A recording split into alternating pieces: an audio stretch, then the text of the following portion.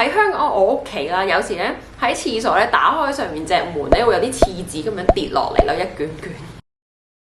就唔使你揸住啲可能會漏汁啊、啲皮啊咁樣，哇一嘢飛過去個垃圾桶嗰度，可能整到個地下係汁啊滴到周圍都係。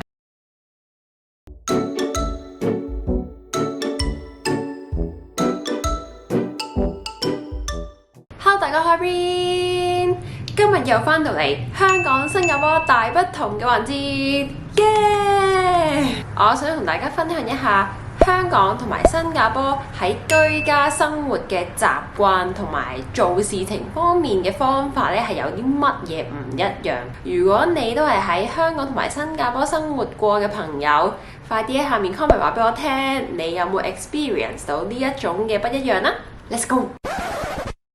喺邊度曬衫？喺新加坡，因為大部分嘅 HDB 即係組屋入邊都有一個地方叫做 Service Yard。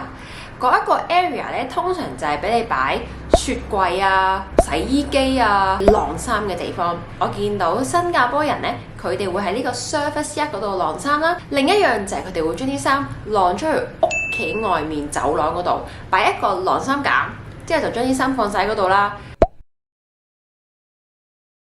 我高頭睇下，有時都會見到有一啲新加坡人將佢哋嘅衫或者係床單晾出去窗外面嘅三支香晾衫架。而喺香港，大部分人呢係會喺窗口外面設一個晾衫架，之後咧你晾衫就將啲衫咁樣打開個窗，跟住晾出去嗰個晾衫架嗰度。咁呢一個就係大部分我覺得香港人晾衫嘅方法啦。當然，我亦都明白喺新加坡 HDB 嘅走廊擺咁多嘅嘢咧，其實係唔合法嘅。之前我知道喺呢一條片下面嘅觀眾咧都有分享翻俾我聽。不過如果係晾衫嘅話，唔係擺咁多雜物，又係唔合法咧。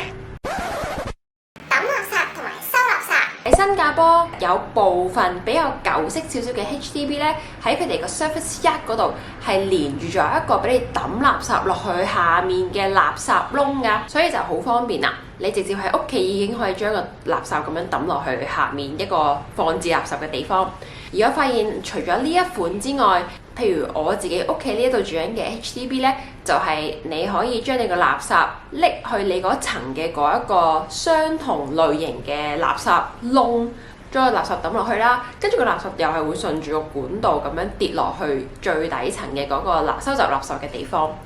所以呢一個就係我見到同香港有好大分別嘅抌垃圾方法。喺香港呢，我自己屋企嘅話，就會將我哋屋企嘅垃圾包成一包，之後大約喺指定時間放喺我哋屋企嘅門口，咁就會有一個負責收垃圾嘅叔叔或者姨姨去到每一層收垃圾，跟住將嗰啲垃圾人手咁樣將佢推車仔運到落去嗰一層大廈嘅最底層。而我知道有部分嘅公屋或者居屋呢，佢哋就會有一個大型嘅垃圾桶擺喺佢哋嘅嗰一層嘅 lift lobby。咁如果你有咩垃圾咧，就直接將嗰個垃圾抌落嗰個大嘅垃圾桶啦。之後就會有人將嗰個垃圾亦都係運去相關收集垃圾嘅地方啦。喺新加坡嘅做法咧，住戶嘅責任嚟嘅，即係你要自己抌垃圾，抌落個窿入邊，等個垃圾瀡落去下面收集垃圾嘅地方。但喺香港咧，就請多一個負責清潔嘅姨姨或者叔叔，咁佢哋就會負責清潔走廊、拖地、掃地同埋收垃圾。水。喺新加坡水喉水咧係可以直接飲嘅，不過當然都係建議可能加翻一個 filter 就會比較好啦。Generally 嚟講，譬如喺每一個 HDB 入邊咧，佢哋喺廚房啊水龍頭斟出嚟嘅水咧，其實你都係可以直接飲嘅。但喺香港就唔一樣啦。喺香港咧，我諗真係絕對唔會建議係你就咁喺個廚房水喉嗰度攞水跟住直接飲咯，即係起碼你都要拎佢煲一煲100度熱水滾一滾咁先好飲咯。我覺得呢一個亦都係，我覺得喺新加坡係方便好多啦，即係唔使下下煲水啊，即係好想飲嘅時候，去廚房嗰度水龍頭就咁拎水嚟飲，都唔會話有啲咩大嘅問題啦。放喺星盤嘅小膠袋，呢一樣呢，我就唔知係咪我屋企先係咁樣做啊，定係其實大家都係會咁樣做。就有發現呢，有時呢，譬如煮飯啊、預備食材嘅時候呢，我男朋友嘅媽咪啦，咁佢就會將一個小膠袋啦，就放喺星盤嘅嗰一個位置。咁所以有任何類型嘅細細粒嘅垃圾，批完薯仔個皮啊、蘑菇嘅根部嗰個部分呢，咁佢咪可以直接喺洗完同埋處理嘅過程，如果有垃圾，佢就會將嗰個垃圾擺喺個小膠袋入邊，之後先至一次過將成個小膠袋抌去我哋個廚房嗰個垃圾桶。哇！我想講，我真係井底之蛙。剪呢條片嘅時候，我先知原來呢個膠袋係有名，叫做 Sink Trash Bag。我喺香港嘅時候，就算係譬如我媽咪煮飯或者我煮飯嗰陣時，嗰啲垃圾咧其實係會直接將佢抌落個垃圾桶咯，就唔會有一個 separate 嘅膠袋放喺星盤嗰度。呢個係一個好好嘅 practice 咯。下次我翻香港嘅時候咧，我會將呢個好習慣帶翻去香港，乾淨同埋方便好多咯。因為你所有垃圾或者污糟嘅嘢咧，你都喺個星盤入邊已經處理咗啦嘛，就唔使你揸住啲可能會漏汁啊、啲皮啊咁樣，哇一嘢飛過去個垃圾桶嗰度，可能整到個地下係汁啊滴到周圍都係。通風同埋空氣流通。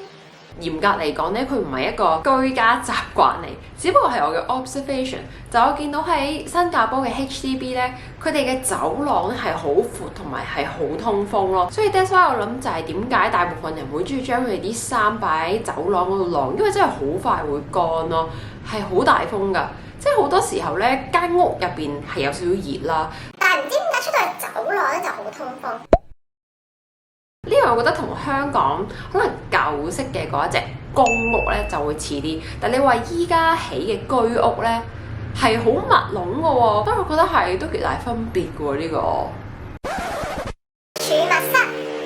喺新加坡，我諗每一個 HDB 入邊咧都會有一個儲物室。而我記得有觀眾話過俾我聽咧，其實呢一個咧係一個 bomb shelter 嚟嘅。咁只不過係呢一間房又細細間，又冇窗口咁樣啦。通常咧就會俾唔少嘅新加坡人咧當咗佢嚟做一個儲物室啦，就將啲嘢擺晒入去。